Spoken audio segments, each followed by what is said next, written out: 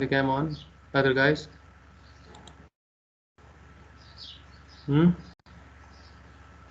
Hurry up, turn your cams on first of all. Be quick.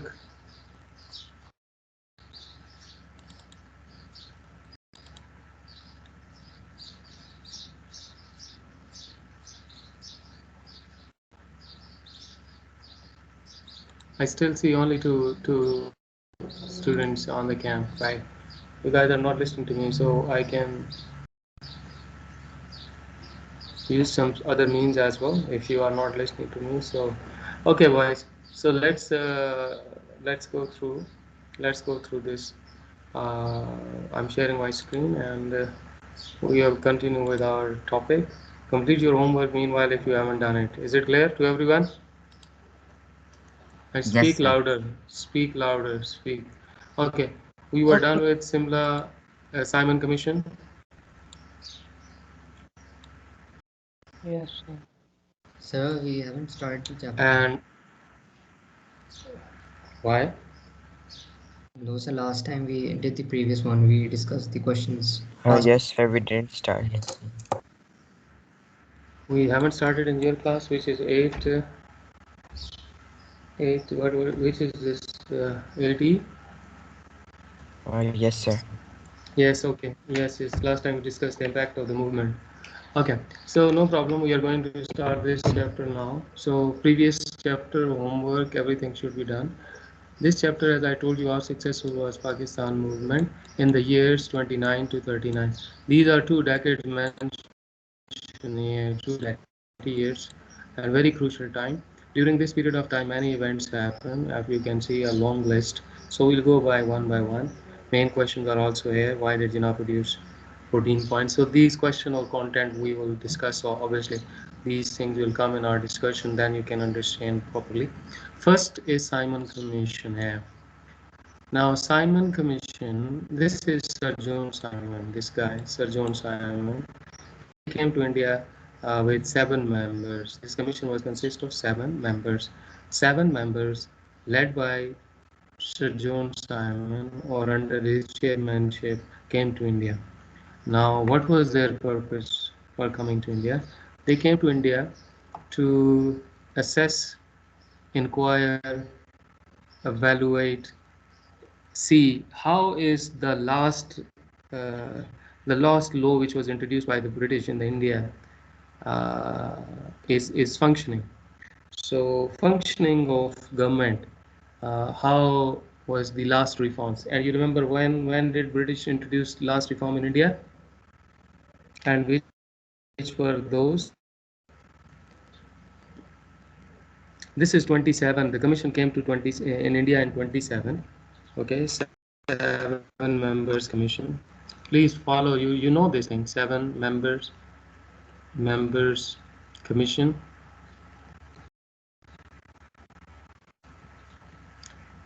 In 1927 comes to India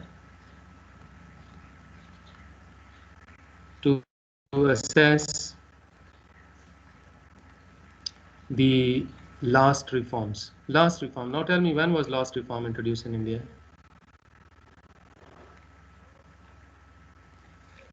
Speak out if you don't know. Tell we don't know. Remember, so I should know that you are there. And yes,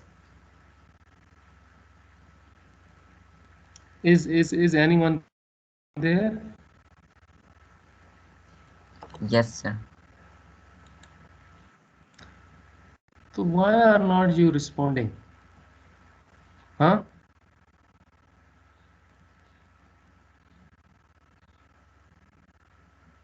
Last reforms introduced in India were Monteith-Chelmsford reform, 1919. We just discussed it.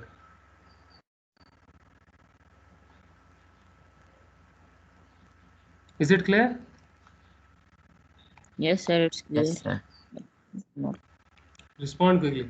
Last reform in 1919, we discussed the reforms as Montford or Monteith-Chelmsford reform, MCR, or we call Government of India Act 1919.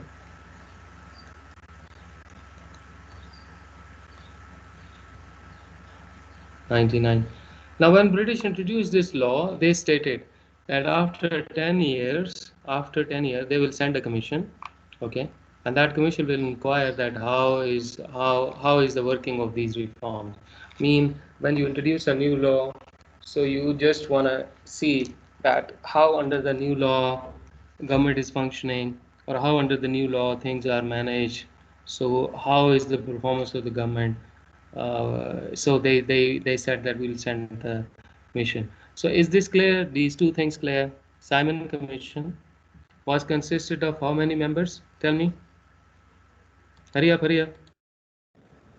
Sir, Simon Commission was consisted of how many members? 7 members. Seven. Who led the commission? Who was the chairman? Sir Simon. Sir John Simon. Okay. And when did they come to India? 1927, sir. 1927. 1927. Okay. And why did they come to India? Sir, to assess the last reforms. To assess the last reforms, to inquire into the working of the last reforms, to know how is that new law which they introduced, and why this was sent to India, because British said that after 10 years they will send a commission, and that commission will prepare a complete report about the working of these reforms. How did these reforms work?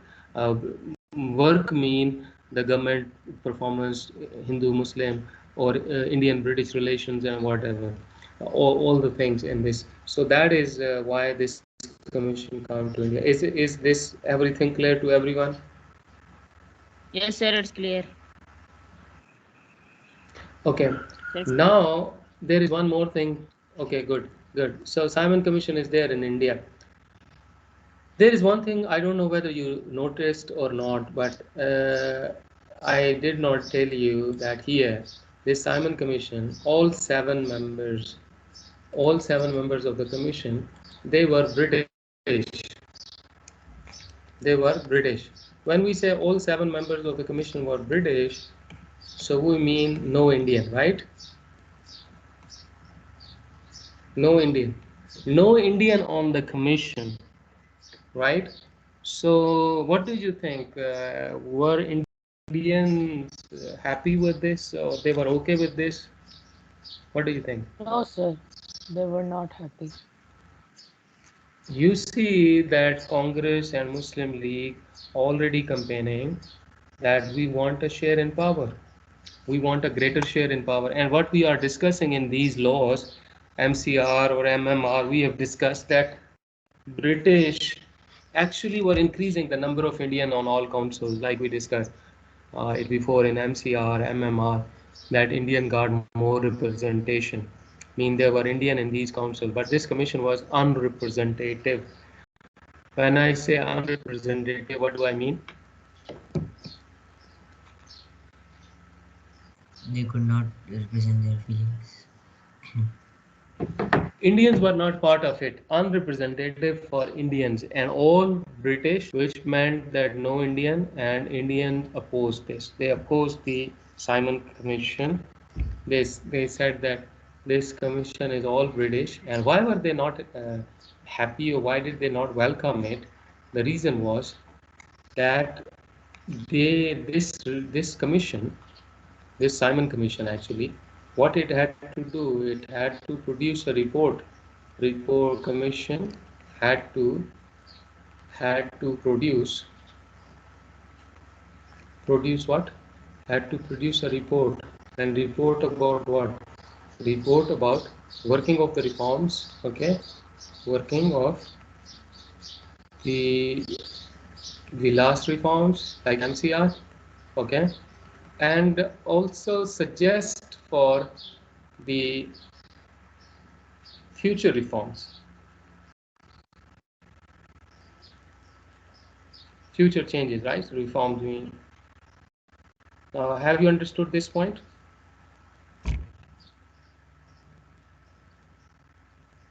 Yes, sir. Yes.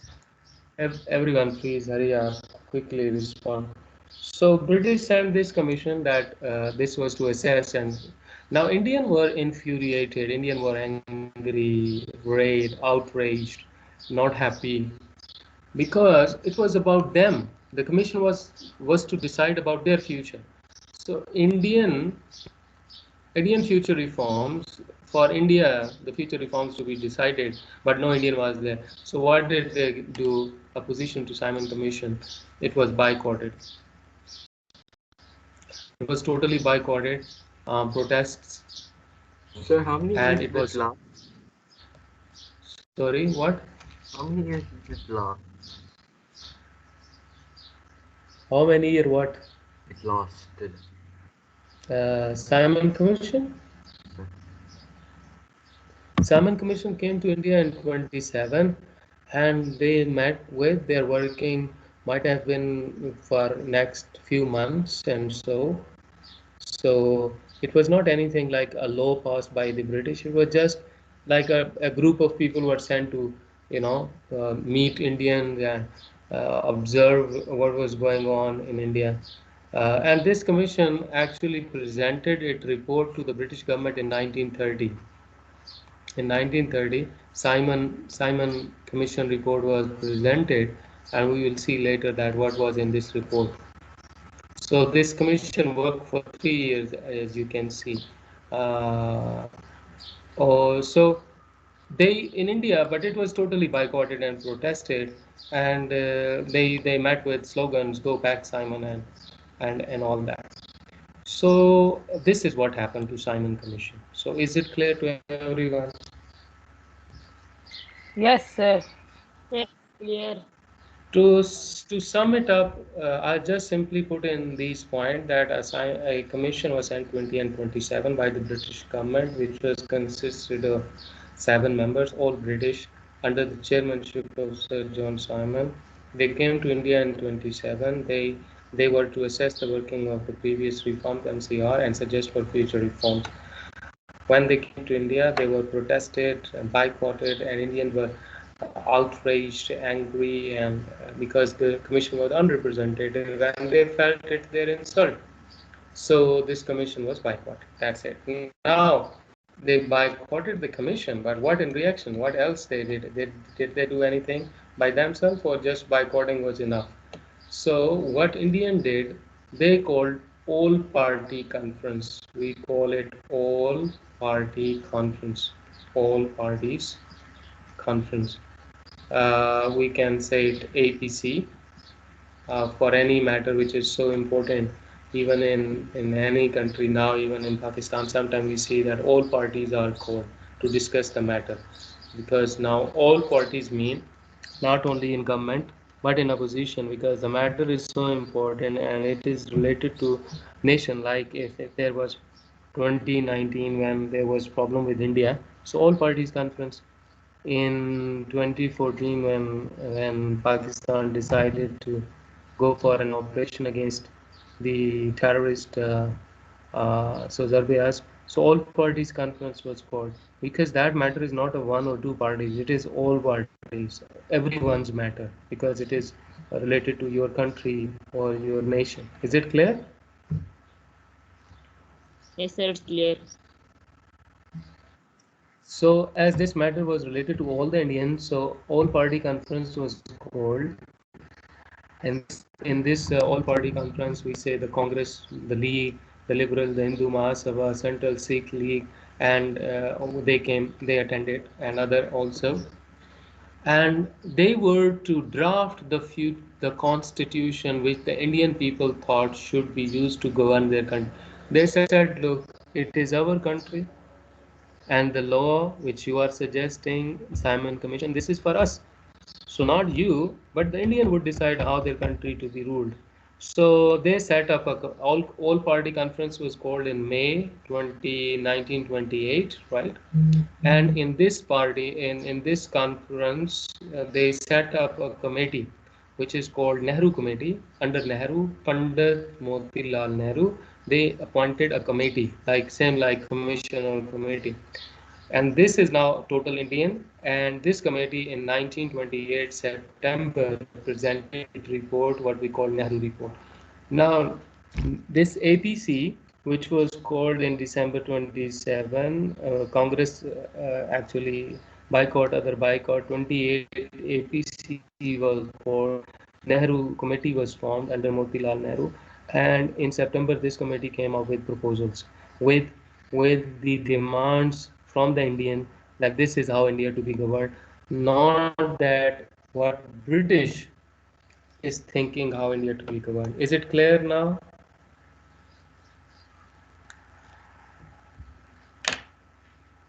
Yes, Yes, sir. sir. Clear, sir. Yes, sir.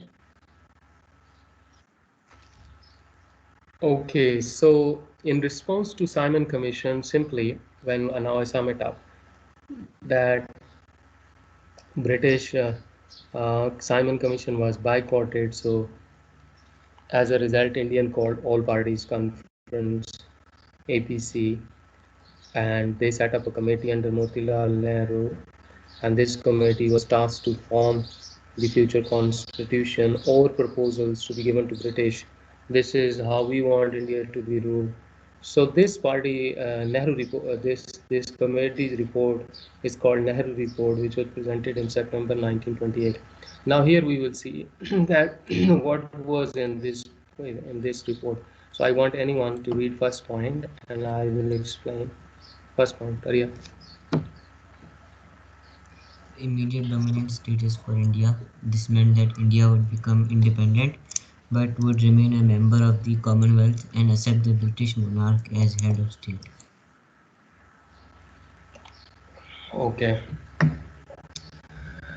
So dominion status, is already explained in the following line that India to be free, ruled by Indians. Indian will make their own laws. No British should rule India. Indian to rule India. But dominion status is little less than full independence. That we will still remain part of Commonwealth, mean British and its colonies, this organization Commonwealth, and accept British monarch as the head of the state. Only ceremonial, mean without having any real power to interfere. So what they ask here, actually independence of India, but as a dominion status, not fully independent. Is it clear point?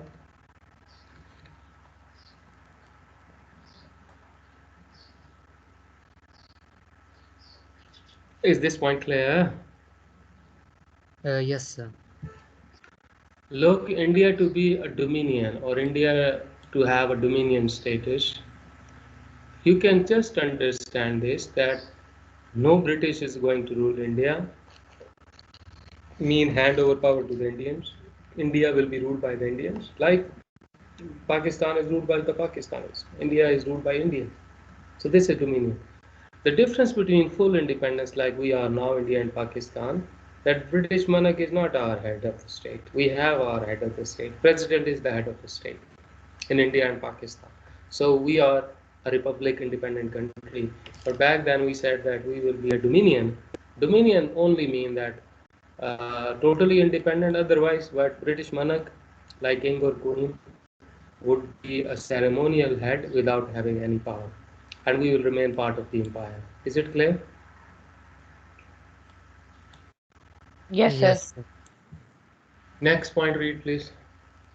So India to be a federation to the two-chamber parliament, there would um, be universal suffrage to elect the lower house and the provincial councils.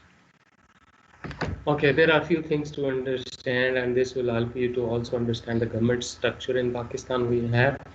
We are a federal country. Pakistan is a federal country. India is a federal country.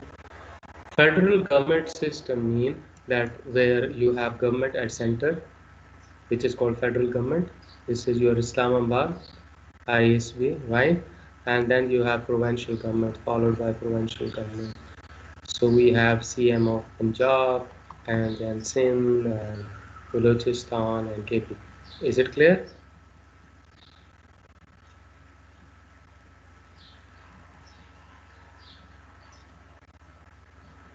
Hello. Yes, sir. Yes, sir, it's clear. This point is clear. I'm taking you stepwise. Federation. This means federation. Federation mean union. Like different territories together make a one country. So Pakistan is a union of 4 provinces. Plus we have Gilgit-Baltistan as an independent territory. Before Fata was, but now it's part of KP. And Kashmir is undisputed. So we work for the freedom of the support the freedom of Kashmiris, but we don't make it part of Pakistan. So that's why it has a separate system. So we are a federation or union of 4 provinces basically. Is it clear? Yes, sir. Okay, so federation of four. Now, federal system also would be like that there will be a central government followed by provincial government. So we in Pakistan have a central government. In Urdu we call Wafaki Hukumat. So your federal capital Islamabad. Islamabad is in which province? Hmm? So it's not Sir, considered to be Punjab. in any specific province.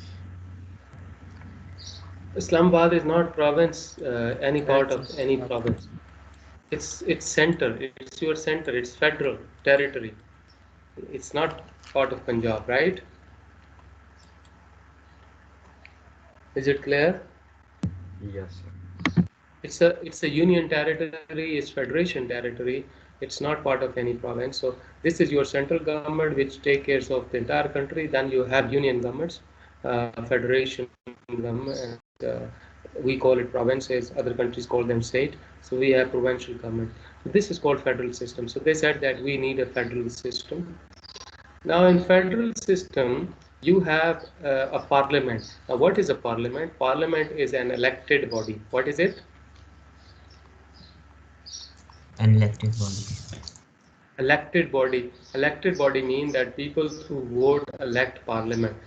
And what is the job of the parliament? To make law, how country to be run. So this is your assemblies. In Pakistan, our parliament is consist of 2 chambers. Like they said here, 2 chambers. 2 chambers mean that we have 2 bodies of parliament. One we call National Assembly, and one we call Senate. So you know this. Have you heard these names before? Yes, sir. Very recently we had Senate election in last week or so, and Yes. then National Assembly. Then National Assembly. So this is called two-chamber parliament. So we have a two-chamber parliament. So you see that system of government what we follow in Pakistan, it was basically the same system which was developed during British India. Is it clear? Yes, sir. Yes, sir. Yes, sir, it's clear. Okay. So now we have a federal system of government, simply government at center followed by provincial government, federal government followed by provincial governments with two-chamber parliament.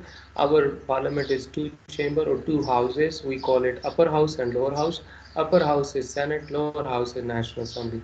Now what is the difference between these two? Look, we elected, it's elected body. So the National Assembly is representing population, people of Pakistan. So it's people's house, like people of Pakistan. Is it clear? People. And Senate is which house? Senate represent whom?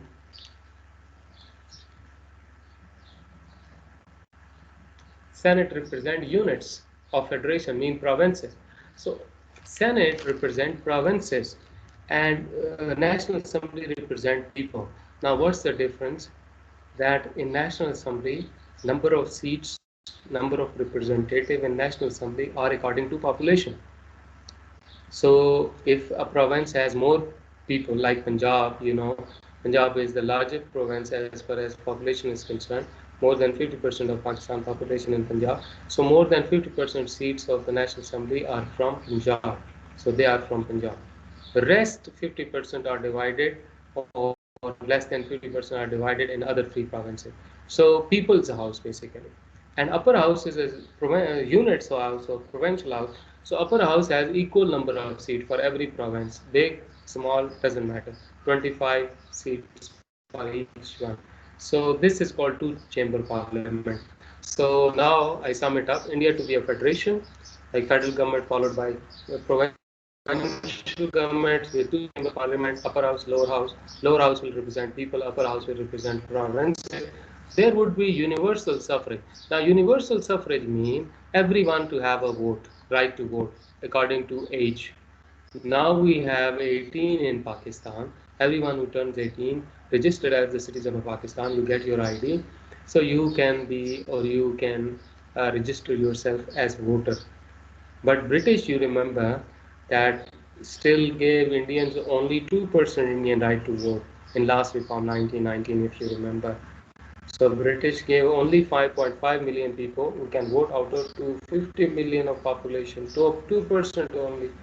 They asked adult suffrage mean or universal suffrage mean that according to age qualification. So before it was 21, now 18. So with this adult suffrage, lower house mean your National Assembly, what we call in Pakistan, and your provincial council assembly to be elected by the people directly. Is it clear now?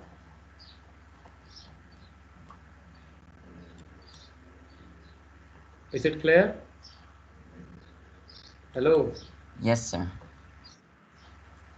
Yes, sir. Otherwise, it is not the job of one or two Yes, people yes, to say yes. yes. Okay. Now moving to the next point, main point, Sir, and that says GG. sir, is it true that like Pakistan's half of Pakistan's MPs are like not like पढ़े लिखे? Look, in we don't have statistics like this half of or more than half, but as there is no qualification for MNAs, member of National Assembly, or MP, a member of Provincial Assembly. In Musharraf time, there was a qualification restriction, like only graduate mean graduation degree, then you can contest election. And you would be surprised to know that half of the assembly got fake degrees. So, which mean that these people, when you become a member of the parliament, either Senate or a National Assembly or even provincial councils, or anywhere where you are representing people, so according to our constitution, it says that you must be truthful and honest person. Article 61, 62 says that Sadiq and Amin, these two conditions, like for public representative, that you must have not spoken or told any wrong evidence or things like that. So you should be Sir, truthful and honest. sir, but like in our Senate House, we have a lot of Sadak and Amin people, sir. Oh, this 61 article or 62 article, Sadiq and Amin, this, if you apply this, I think your parliament will be empty. And if you apply this anywhere in any department, I don't think so there will be anyone left. Maybe Single few person. people, maybe Yes. few people, like you can give this.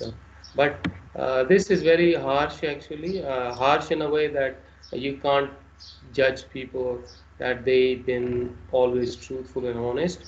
But in our assemblies, it is the system, failure of the system, that when Musharraf made this graduation degree a condition for contesting election, more than half of the assembly got fake degrees, and these people were to make laws. They were the lawgivers, and lawgivers mean those who make law according to the law, very law. They should be Sadiq and Amin.